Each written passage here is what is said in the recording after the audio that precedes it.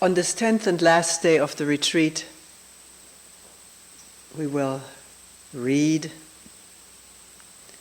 some passages from teachers past and present, and also some poetry from poets past and present. Because it came up in a meeting and I wasn't able to quote it properly, I copied a brief dialogue from the Platform Sutra of the sixth patriarch, Wei Nang, who lived in the 8th century in China. I used to read a lot from this sutra when I started teaching Zen because of its delightful unconventionality. Here is this dialogue, we assume a fairly famous monk came to see Wei Nang. This is how they used to meet, presenting their attainment in words or poems to the master, and the master would respond.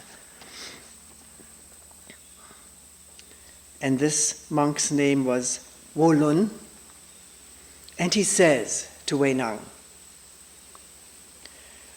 Wo Lun has skillful means enabling him to cut off all thoughts.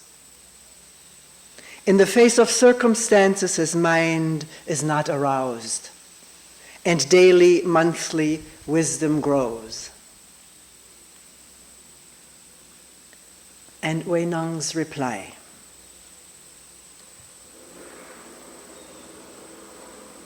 there it is. Wei Nang has no skillful means. He does not cut off all thoughts. In the face of circumstances, his mind is often aroused. So how can there be any growth of wisdom?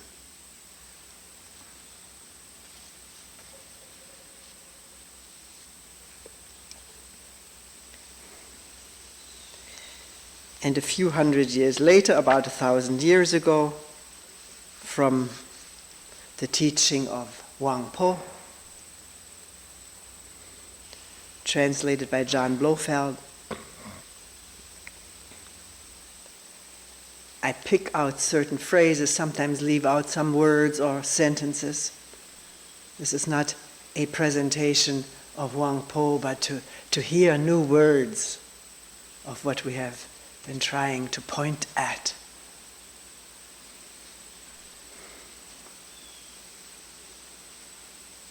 The master said to me is the disciple, student, scholar, Buddhist scholar, also governor of the province. All the Buddhas and all sentient beings are nothing but the one mind beside which nothing exists. This mind, which is without beginning, is unborn and indestructible. It is not green nor yellow and has neither form nor appearance.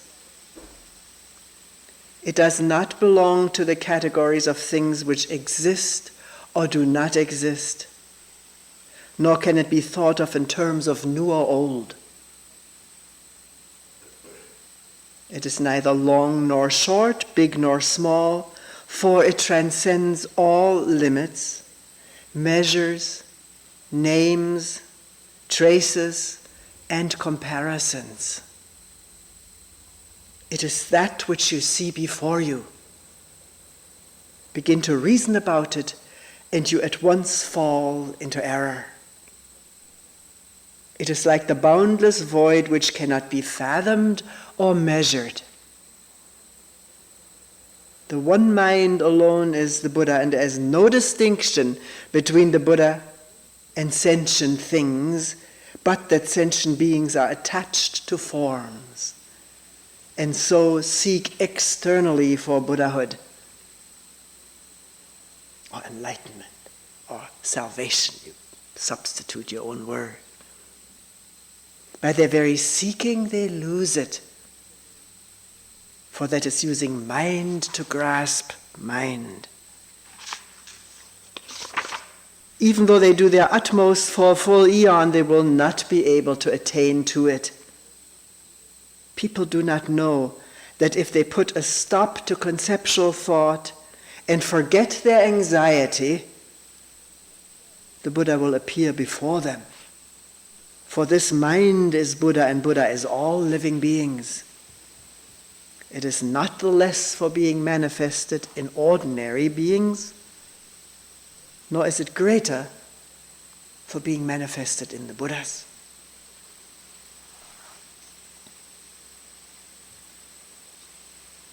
Mind, which others in Hindu tradition call it the self with a capital S, or wholeness, oneness, the absolute, the indivisible.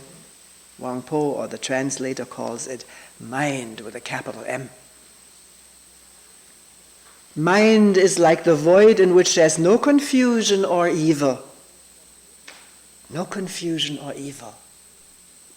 As when the sun wheels through it, shining upon the four corners of the world. For when the sun rises and illuminates the whole earth, the void gains not in brilliance.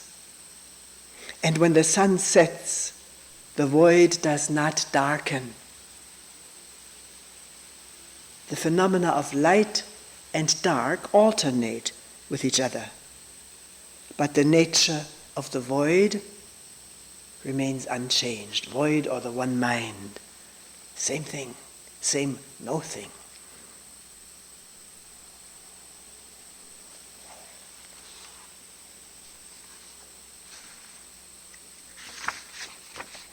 Our original nature is in its highest truth devoid of any atom of objectivity. Means can't look at it as a subject looking at an object. It is void, omnipresent, silent, pure. It is glorious and mysterious, peaceful joy. And that is all. Enter deeply into it by awakening to it yourself. That which is before you is it in all its fullness, utterly complete. There is naught beside. Even if you go through all the stages of progress toward Buddhahood, or enlightenment, or whatever the goal may be, if you go through all the stages, one by one, when at last in a single flash you attain realization, you will only be realizing that which has been with you all the time. And by all the foregoing stages, you will have added to it nothing at all. You will come to look upon those eons of work and achievement as no better than unreal actions performed in a dream.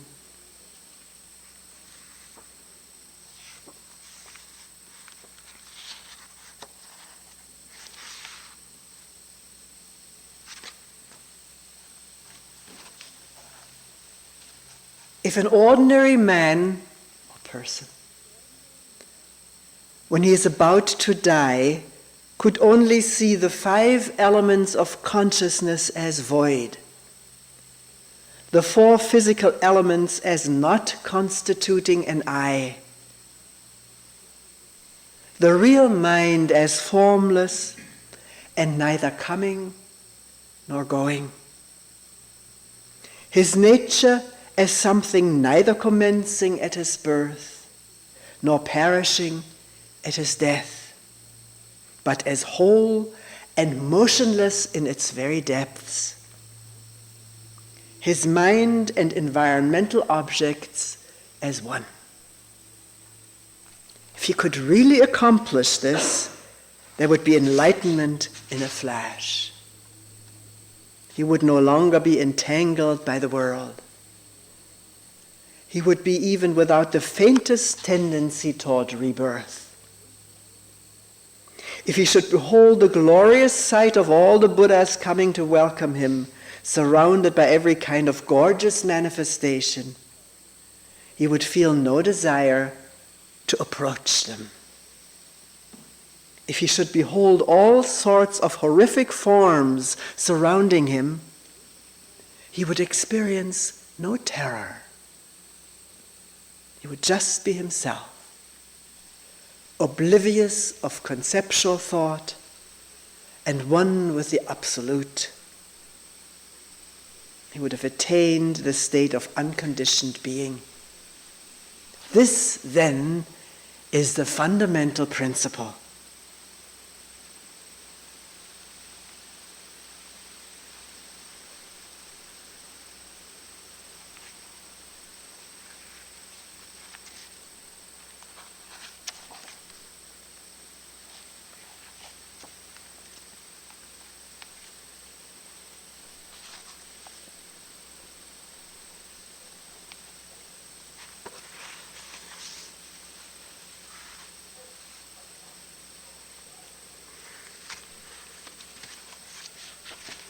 When a sudden flash of thought occurs in your mind and you see it for a dream or an illusion,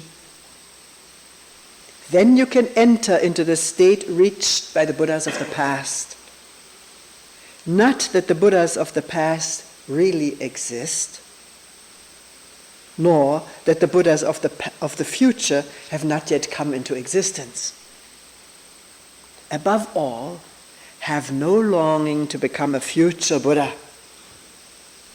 Your sole concern should be, as thought succeeds thought, to avoid clinging to any of them.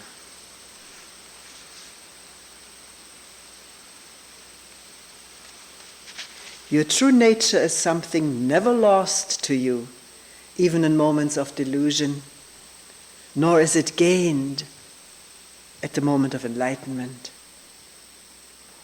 It depends on nothing and is attached to nothing. It is all-pervading, spotless beauty. It is the self-existent and uncreated absolute. Absolute meaning dependent on nothing. It is a jewel beyond all price.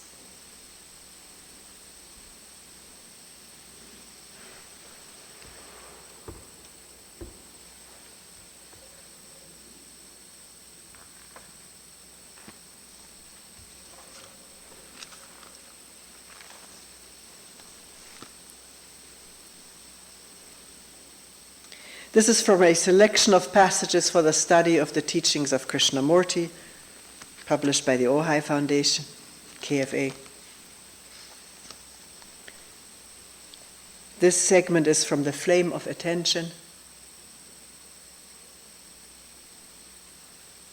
It is immensely important to know and to understand the depth and beauty of meditation.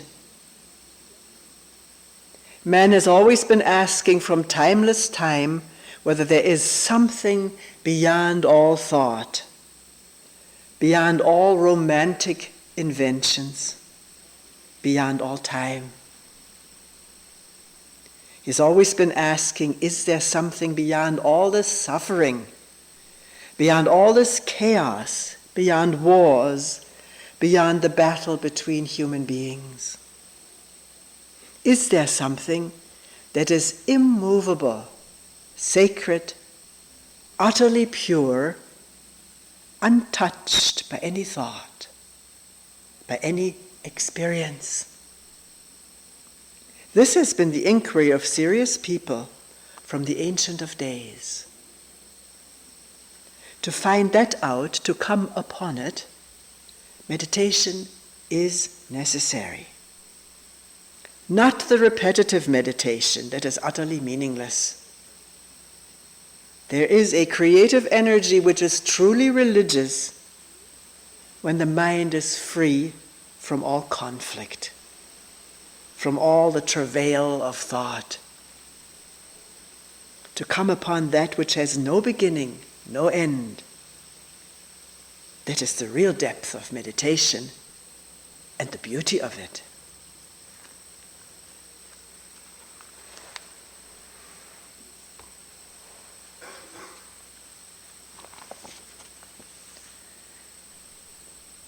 A similar compilation, this one coming from the foundation in India.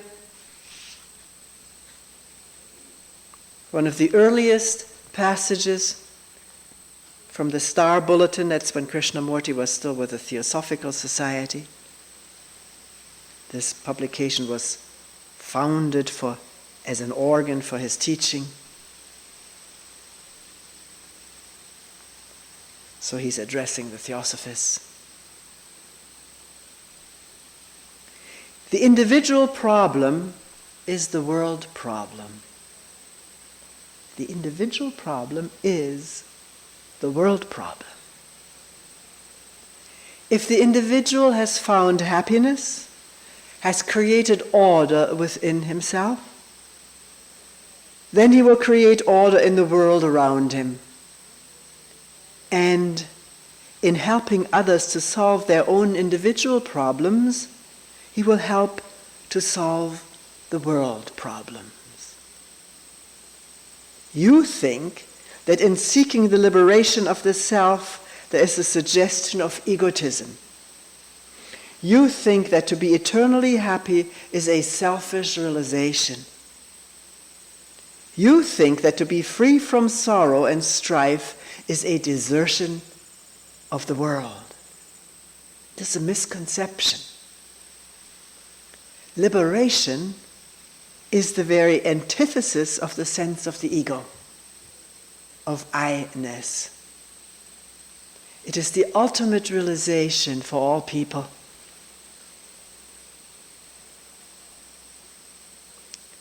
And 8 years later, having left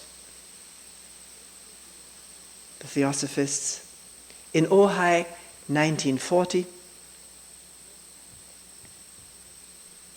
I personally feel that the world is myself. That what I do creates either peace or sorrow. In the world, that is myself. And as long as I do not understand myself, I cannot bring peace to the world. So, my immediate concern is myself.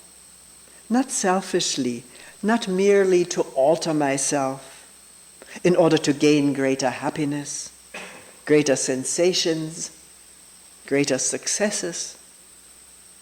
For as long as I do not understand myself, I must live in pain and sorrow and cannot discover enduring peace and happiness.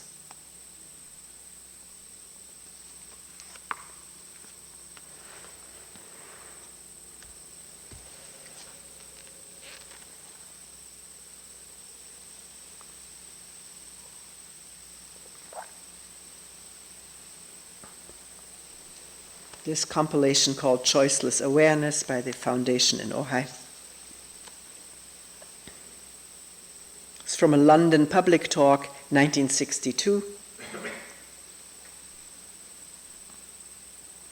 Somebody says, I find it impossible to be aware all the time. And Krishnamurti's reply, don't be aware all the time. Just be aware in little bits. Please, there is no being aware all the time. That's a dreadful idea. It's a nightmare, this terrible desire for continuity. Just be aware for 1 minute, 1 second, and in that 1 second of awareness you can see the whole universe. It's not a poetic phrase. We see things in a flash, in a single moment. But having seen something, we want to capture it, to hold it, to give it continuity. That's not being aware at all. When you say, I must be aware all the time, you have made a problem of it. And then you should really find out why you want to be aware all the time. See the greed it implies, the desire to acquire. And to say, well, I'm aware all the time, means nothing.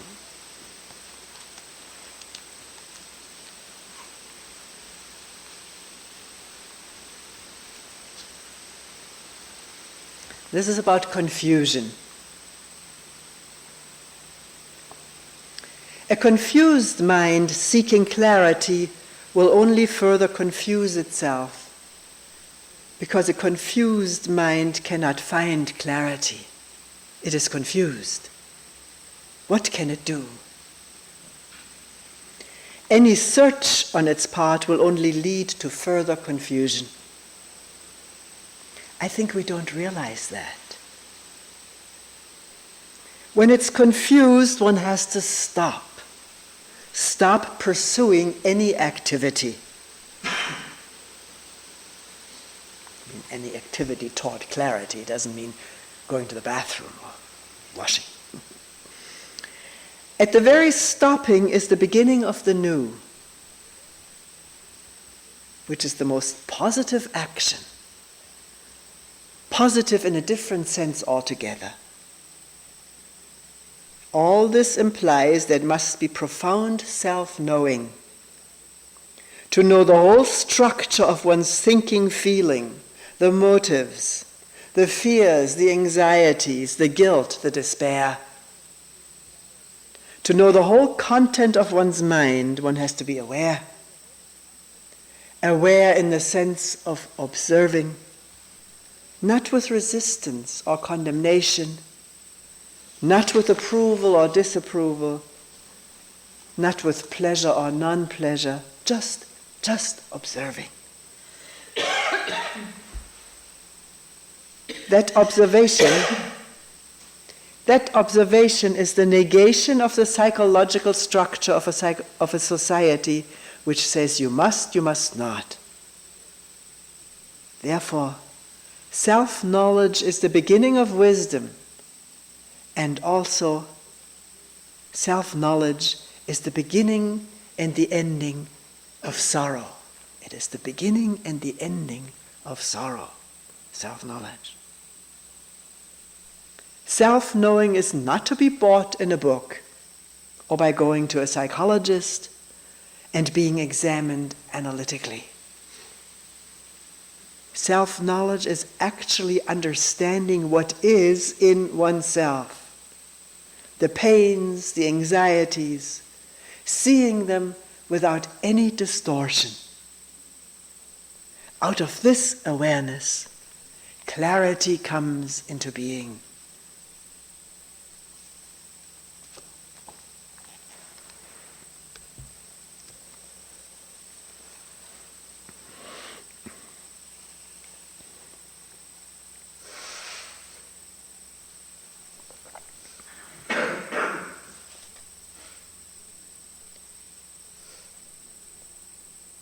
From the Hindu tradition, Nisargadatta,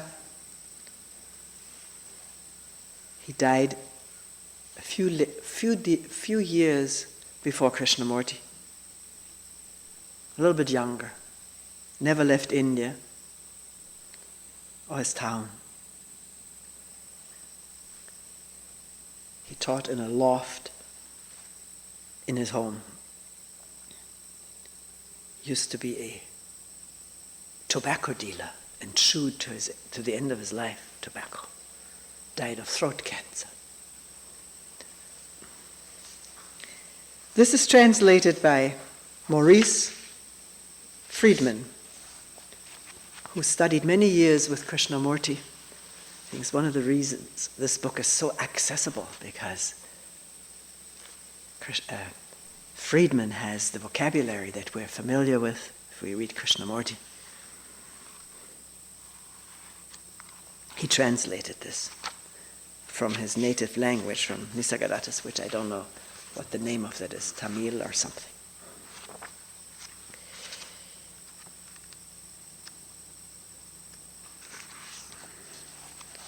The questioner asks, Maharaj, you are sitting in front of me and I am here at your feet.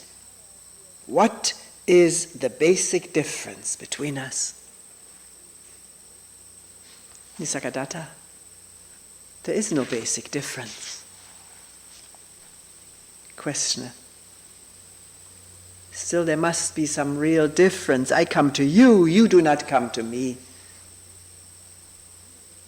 Nisargadatta, because you imagine differences, you go here and there in search of superior people. Questioner, you too are a superior person. You claim to know the real while I do not. Nisargadatta, did I ever tell you that you do not know and therefore you are inferior? Let those who invented such distinctions prove them. I do not claim to know what you do not. In fact, I know much less than you do. Questioner, your words are wise, your behavior noble, your grace all-powerful. Nisargadatta, I know nothing about it all and see no difference between you and me. My life is a succession of events just like yours. Only I am detached and see the passing show as a passing show, while you stick to things and move along with them. Questioner, what made you so dispassionate? Nisargadatta, nothing in particular. It so happened that I trusted my Guru. He told me I am nothing but myself, and I believed him. Trusting him, I behaved accordingly and ceased caring for what was not me nor mine. Questioner, why were you so lucky to trust your teacher fully, while our trust is nominal and verbal? Nisargadatta, who can say it happened so? Things happen without cause and reason, and after all, what does it matter who is who? Your high opinion of me is your opinion only. Any moment you may change it. Why attach importance to opinions, even your own? Questioner, still you are different. Your mind seems to be always quiet and happy, and miracles happen around you. Nisargadatta, I know nothing about miracles, and I wonder whether nature admits exceptions to her laws, unless we agree that everything is a miracle. Beep, beep, beep. As to my mind, there is no such thing. There is consciousness in which everything happens. It is quite obvious and within the experience of everybody. Not my mind and your mind, but consciousness in which everything happens, including individual personalities being formed in this universal consciousness, which is ourselves. You just do not look careful enough. Look well and see what I see. Questioner, what do you see? Nisargadatta, I see what you too could see here and now, but for the wrong focus of your attention. You give no attention to yourself. Your mind is all with things, with people, and with ideas, never with yourself. Bring yourself into focus. Become aware of your own existence. See how you function Watch the motives and the results of your actions. Study the prison you have built around yourself by inadvertence. Not, he doesn't say by your own fault or your guilt. In inadvertence. How more neutral can you get? By knowing what you are not, you come to know yourself. One thing is certain, the real is not imaginary. It is not a product of the mind or of imagination.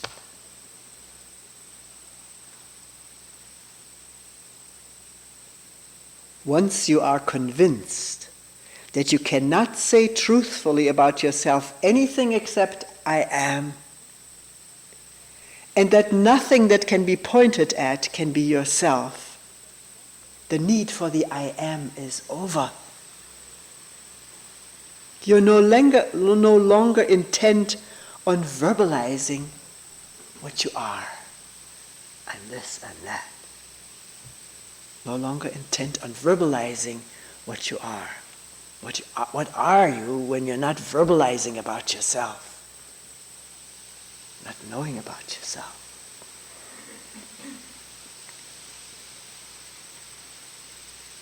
All you need is to get rid of the tendency to define yourself. I'm doing well, I'm doing poorly, etc. All definitions apply to your body only and to its expressions. The mind, the thinking being an expression of the body. Once this obsession goes, you will revert to your natural state, spontaneously and effortlessly. The only difference between us is that I am aware of my natural state while you are bemused. We differ only in appearance. We discover this by being earnest, by searching, inquiring, questioning daily and hourly, by giving one's life to this discovery.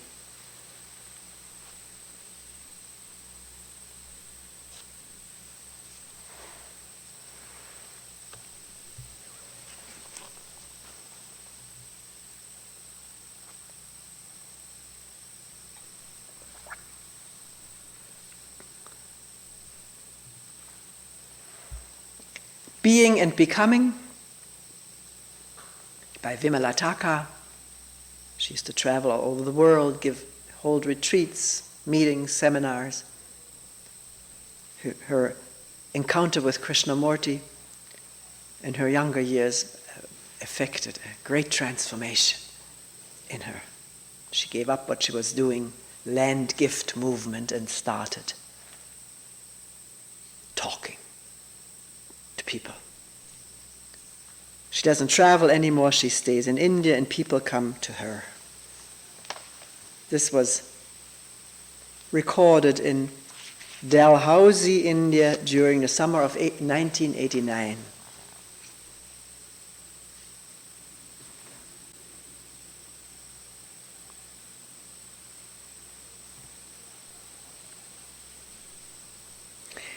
We are talking about an alternative way of living, which is a meditative way of living. Acquire knowledge, let it flow through you, let it be utilized in its relevant field without thought creating a knower. If we look at the roots of all human misery, we will find that misery is built upon our stupefaction. We do not know how to relate to the social structures and use them without identification. My country, my religion, my school. Without identification.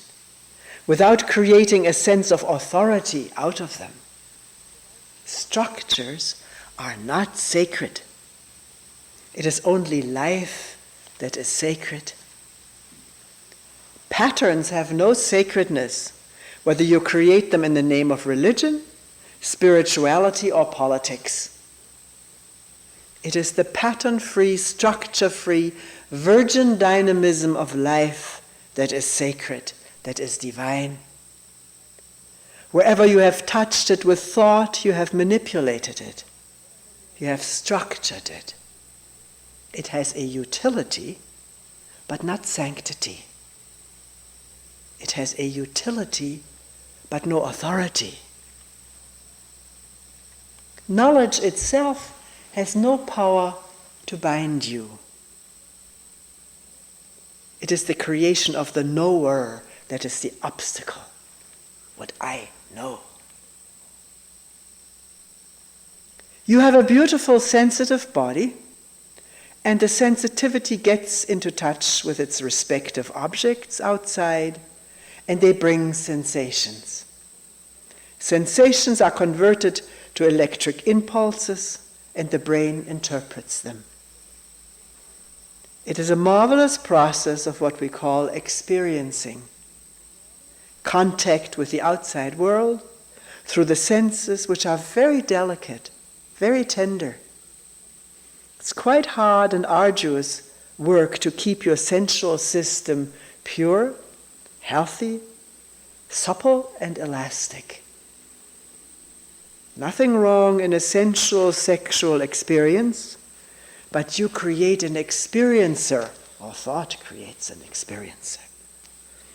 And you get stuck in the experience and its likes and dislikes.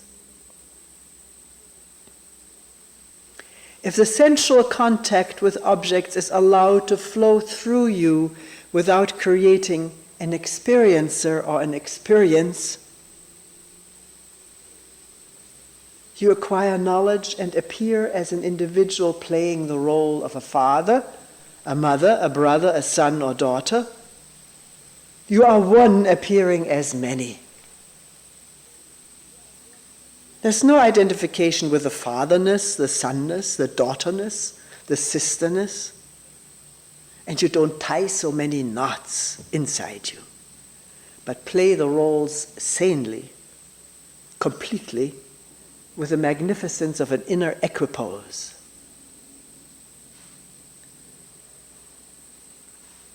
Then the functioning as many shall not corrupt you. You see what a marvelous responsibility we as human beings have? When there is no knower and no experiencer, there would not be any dogmatism. You don't become dogmatic, insistent, assertive, aggressive. Identification is the source of aggression. This is mine, this is me, my way, my rights, my so and such and such. Assertive and aggressive is what that comes out of that. Verbal aggression is the beginning of physical aggression. The word meditation has been identified with psychophysical exercises, with concentrations, methods, techniques, kundalini, shakti paths. The word has been abused and misused. No authority and no effort. Freedom from authority and freedom from the struggle of efforts. Once you know that these human-made enclosures are only to be lived in, then the sense of comparing yourself with others. He has a palace and I have a hut. He has millions and I only have thousands. The sense of comparison and the ambition for competition disappears. Your economic life becomes simple. No vanity, no pride about your scholarship, your erudition. And your social life becomes simple.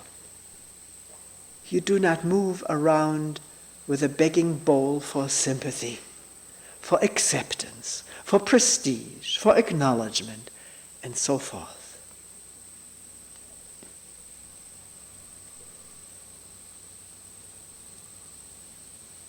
Can you see with me that Effortlessness is the content of silence.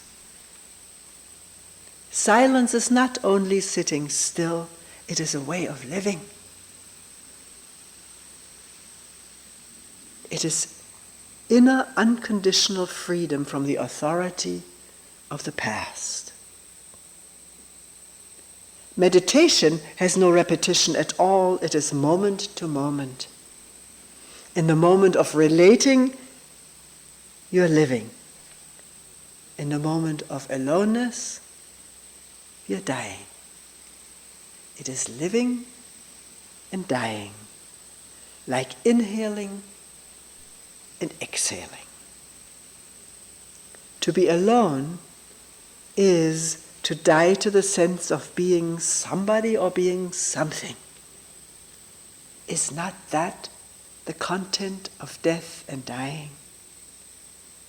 To be alone is to die to the sense of being somebody. Sinner, saint, holy, knowledgeable, respected, rich. To be alone is to die to being something according to the definition of society, according to the value structure of religions. Physically isolating yourself may not lead you to the aloneness. It may not. That is what we're afraid of, dying to the sense of being somebody.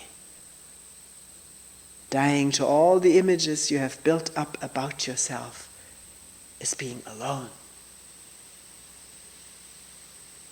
The way we are tackling the theme may be unusual, unheard of to many.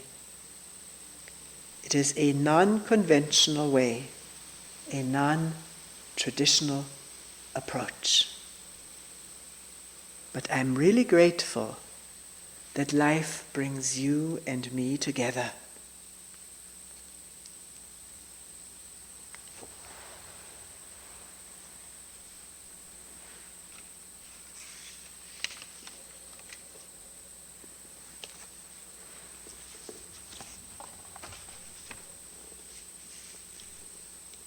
Some poetry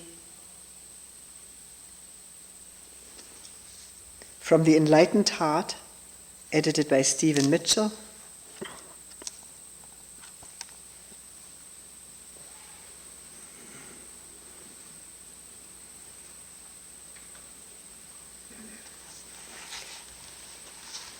Layman Peng, Chinese, lived end of 8th century, beginning of 9th century in China. He was not a monk, not ordained. That's why he's always called the layman. He's supposed to have been quite wealthy and at one point threw all of his money into the river. He didn't want to make somebody else unhappy with it.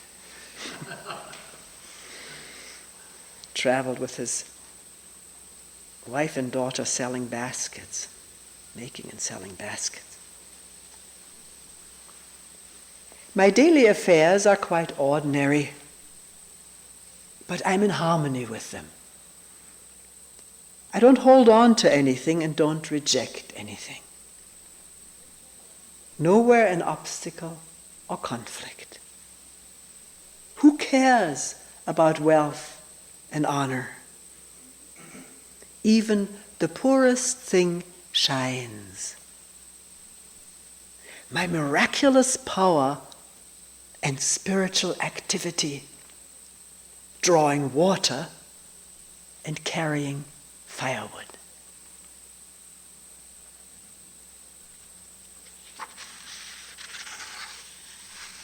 Miraculous spiritual activity.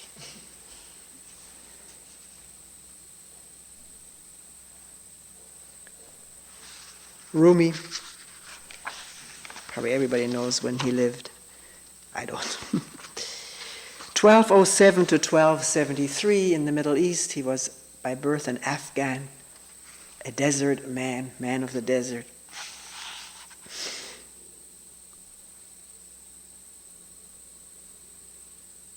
I have lived on the lip of insanity, wanting to know reasons, knocking on a door.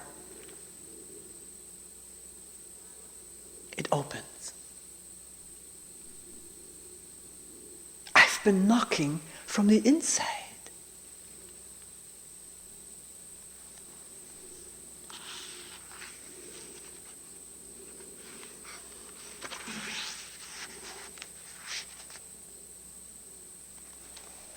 Out beyond the ideas of wrongdoing and right doing, there is a field.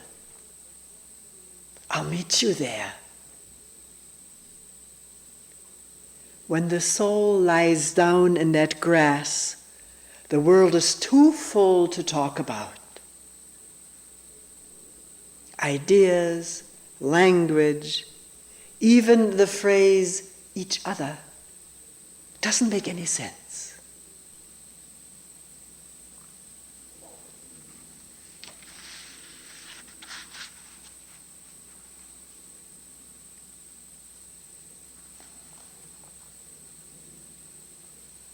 Outside, the freezing desert night.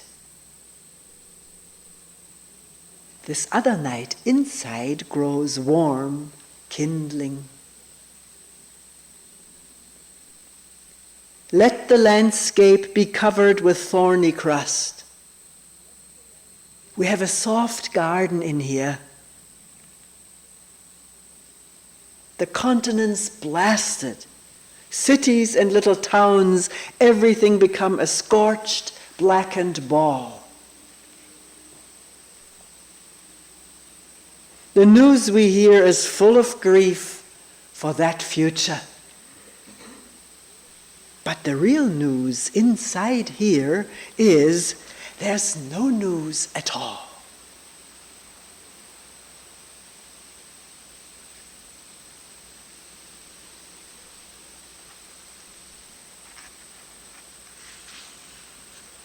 Except the wind and the trees.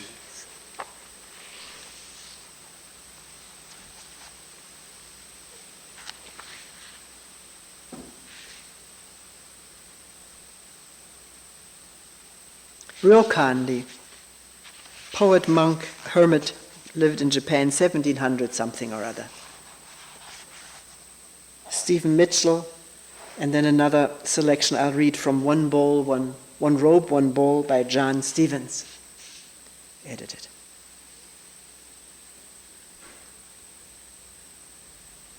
Too lazy to be ambitious, I let the world take care of itself. 10 days' worth of rice in my bag, a bundle of twigs by the fireplace. Why chatter about delusion and enlightenment? Listening to the night rain on my roof, I sit comfortably, with both legs stretched out.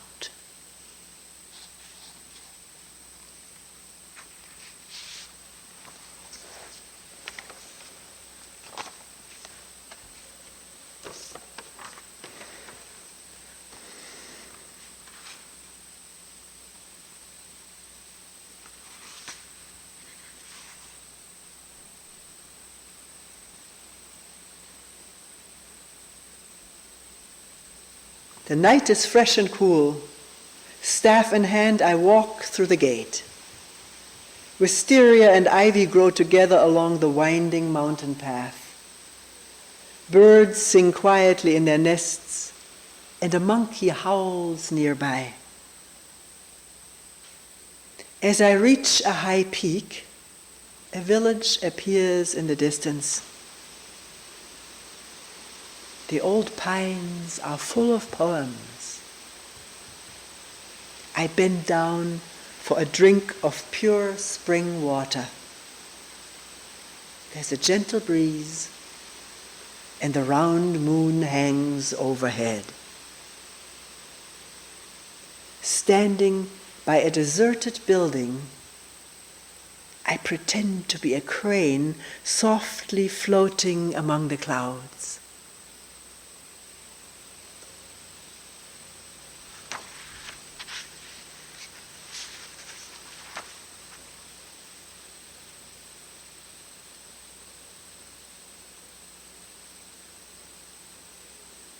Once again, the children and I are fighting a battle using spring grasses. Now advancing, now retreating, each time with more refinement. Twilight. Everyone has returned home. The bright round moon helps me endure the loneliness.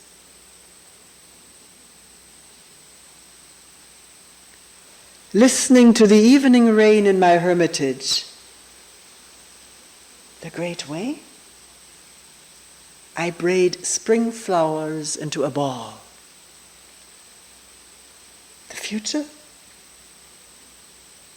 If a visitor brings these questions, I have only the tranquility of the hermitage to offer.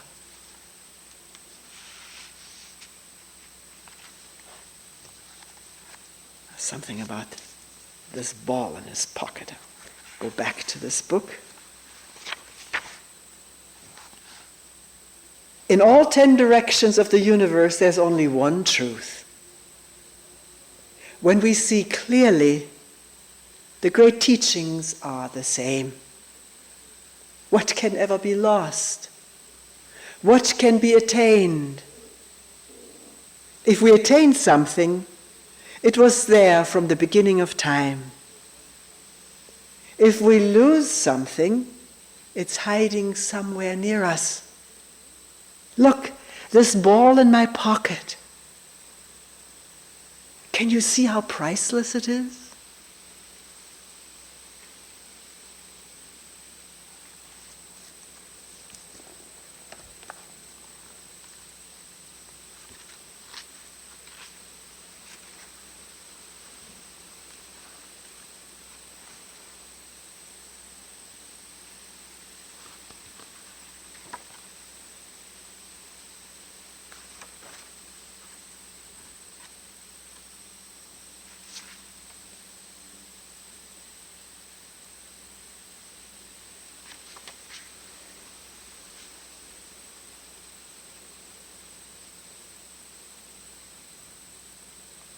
Late at night, the faint sound of someone pounding rice. Dew drips from the bamboo onto the firewood pile, and the plants along the garden are also moist. Frogs croak in the distance, but then seem very close. Fireflies light low, then high. Wide awake. Sleep is far off. Smoothing out the pillow, I let my thoughts drift.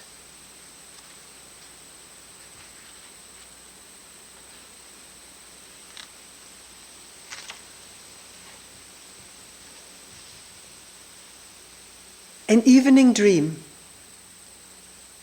Everything must have been an illusion. I cannot explain clearly even one part of what I saw. And yet in the dream, it seemed as if the truth were in front of my eyes. This morning, awake, is it not the same dream?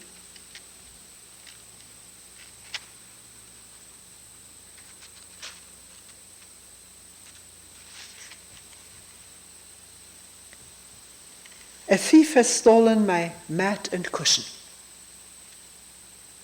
Why did he break into my hermitage? The door's never locked. The night is ending, and I sit alone by the window. A sparse rain falls gently against the bamboo grove.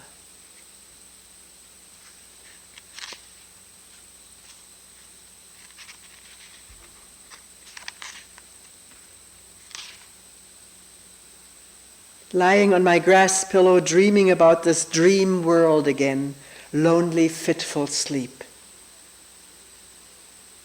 As I watch the children happily playing, without realizing it, my eyes fill with tears.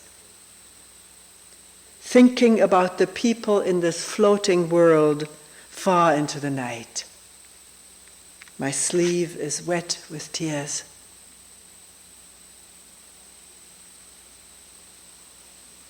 The thief left it behind. The moon at the window.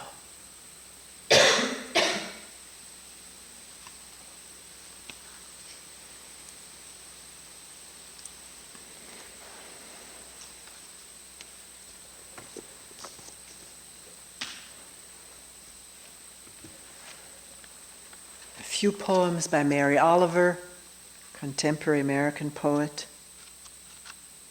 This one is from White Pine and is called Work.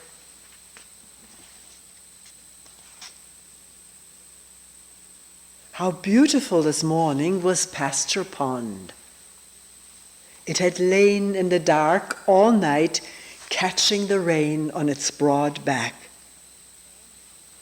All day I work with the linen of words and the pins of punctuation. All day I hang out over a desk, grinding my teeth, staring. Then I sleep. Then I come out of the house even before the sun is up and walk back through the pine woods to Pasture Pond.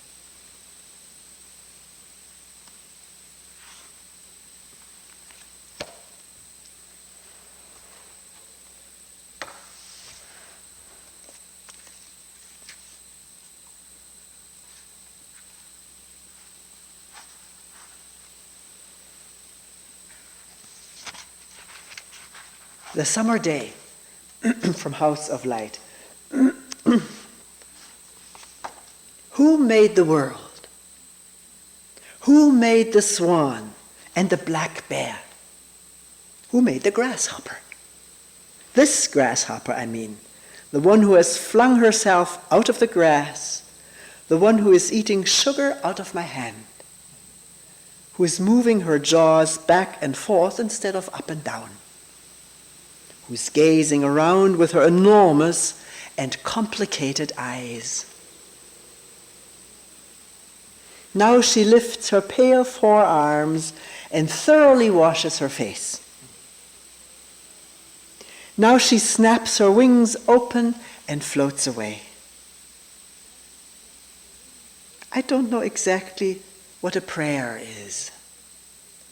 I do know how to pay attention, how to fall down into the grass, how to kneel down in the grass, how to be idle and blessed, how to stroll through the fields, which is what I've been doing all day. Tell me, what else should I have done? Doesn't everything die at last and too soon? Tell me, what is it you plan to do with your one wild and precious life?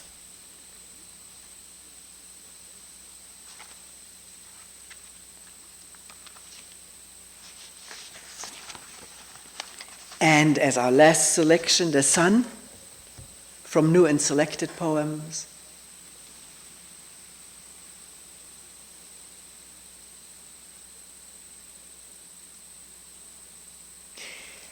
Have you ever seen anything in your life more wonderful than the way the sun every evening, relaxed and easy, floats toward the horizon and into the clouds or the hills or the rumpled sea and is gone?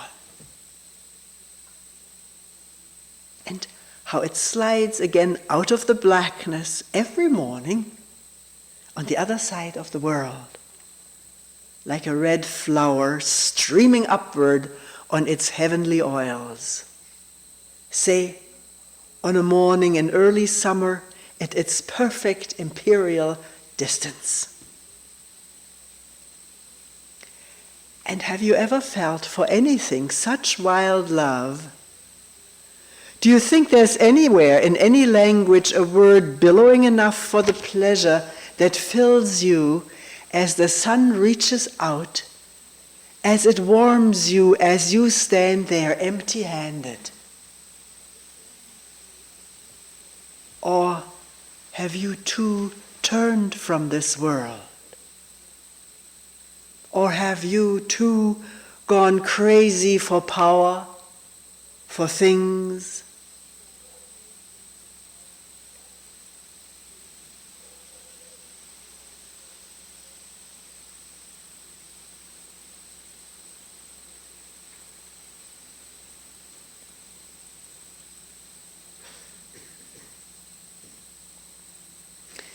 We will end here for today.